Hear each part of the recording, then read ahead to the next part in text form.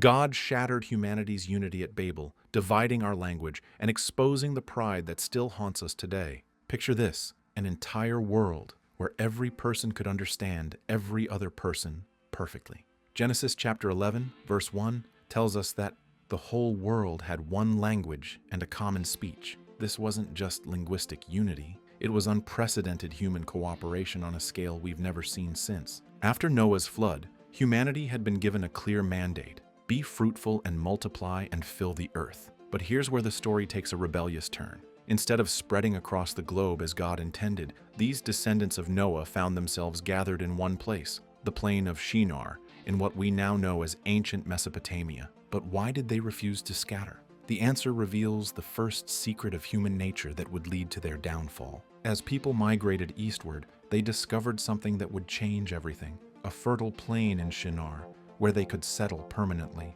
Instead of continuing their journey to fill the earth, they made a choice that would echo through history. Come, let us build ourselves a city with a tower that reaches to the heavens, so that we may make a name for ourselves. Otherwise, we will be scattered over the face of the whole earth. Here's the shocking truth. This wasn't just about architecture. The Hebrew phrase, "make a name for ourselves," reveals a deeper motivation. They wanted fame, glory, and self-sufficiency apart from God. They were essentially saying, we don't need God anymore, we can create our own legacy. But there's an even more sinister element to their plan. Archaeological evidence suggests that the tower they built was likely a ziggurat, a massive stepped pyramid that ancient Mesopotamians used for religious purposes. Nearly 30 ziggurats have been discovered by archaeologists in Mesopotamia, with the most famous being Edom-Ene in Babylon, which many scholars believe inspired the biblical account. Here's where the story gets truly dramatic. Genesis chapter 11, verse 5 uses fascinating language.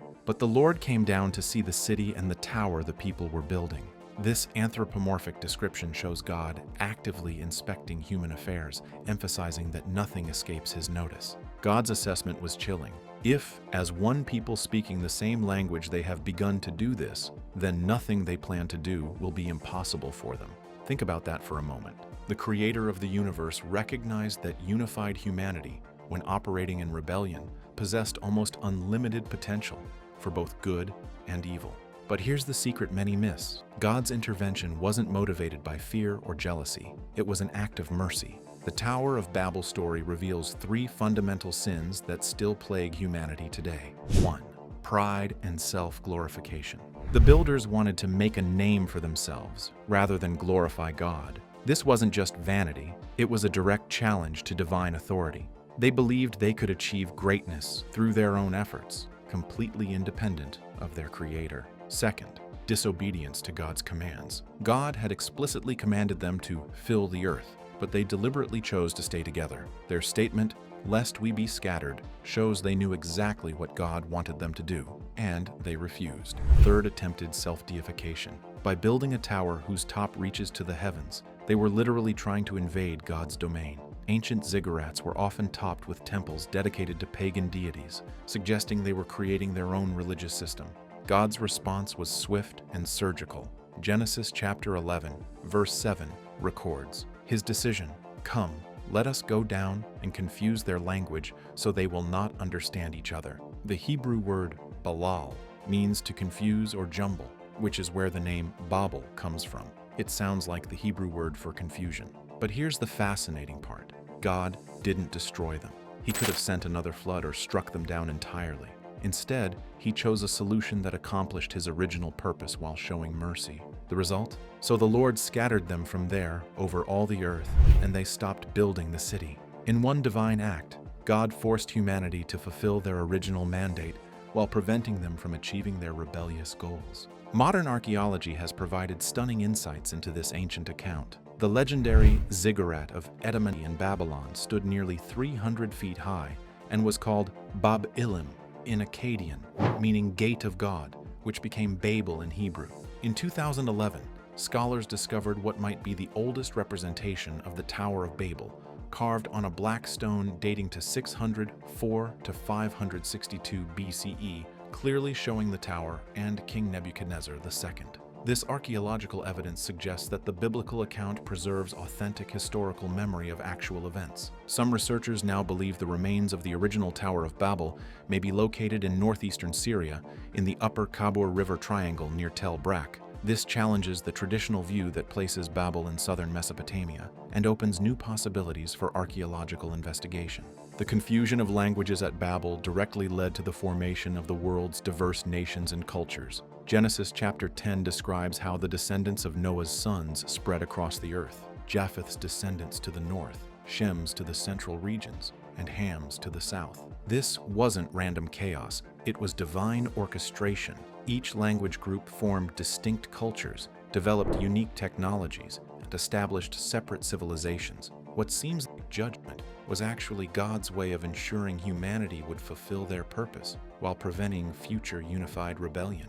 Here's where this ancient story becomes urgently relevant to our modern world. The Tower of Babel spirit is alive and well today, manifesting in several disturbing ways. Just as the builders of Babel believed their technology, brickmaking and construction could make them gods, modern society often views technological advancement as the path to human transcendence. Social media platforms promise to make a name for ourselves on a global scale. Modern attempts at global unity, whether through international organizations, universal languages, or cultural homogenization, often echo Babel's desire for human unity while excluding divine authority. The business world frequently displays the same arrogance that characterized Babel, with leaders believing they've built empires through their own wisdom and strength. Here's a secret that transforms the entire narrative. The Tower of Babel story isn't the end. It's setting up for a greater revelation. On the day of Pentecost in Acts 2, God performed a miracle that directly reversed what happened at Babel. When the Holy Spirit filled the disciples, people from many nations heard the gospel message in their own languages. This wasn't about eliminating linguistic diversity. It was about using that diversity for God's glory rather than human pride. 1. Unity. Without God is dangerous. Human cooperation becomes destructive when it excludes divine guidance and pursues selfish goals. True unity must be centered on God's purposes, not human ambition. 2. God's sovereignty prevails. No human plan, no matter how ambitious or unified, can thwart God's ultimate purposes. The builders of Babel learned that divine will always supersedes human will. 3. Pride leads to confusion. When we seek to glorify ourselves rather than God, we create chaos in our relationships, communities, and nations. The very thing that was meant to unite them, their shared language, became the instrument of their separation. 4.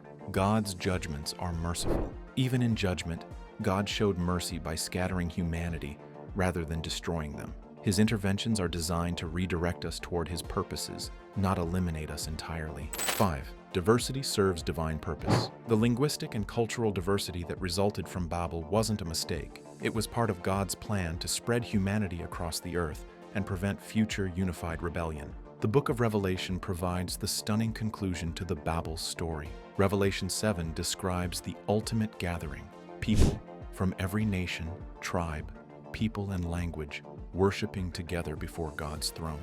This reveals God's ultimate plan, not the elimination of diversity, but the redemption of diversity for His glory. The languages confused at Babel will one day unite in perfect harmony, not through human effort, but through divine grace. The Tower of Babel story confronts us with the same choice that faced humanity in ancient Shinar. Will we use our gifts, abilities, and unity to glorify ourselves or to honor God? Will we build towers to our own fame, or will we build lives that point to heaven? Every time we pursue success without acknowledging God, every time we seek to make a name for ourselves through our own strength, every time we refuse to go where God leads us because we prefer our comfortable unity, we're rebuilding Babel. But here's the hope. Unlike the original builders, we know how the story ends. We know that God's purposes will prevail, that His mercy extends even to our rebellious schemes, and that true unity comes not from speaking the same language, but from worshiping the same Lord. The next time you hear a foreign language, remember, you're hearing an echo of Babel, a reminder that our diversity exists not as a barrier, but as a testimony to God's sovereignty over human pride. And one day, all those scattered languages will join together in the only name that truly matters. Not the names we try to make for ourselves, but the name that is above every name. The Tower of Babel fell, but its lessons remain.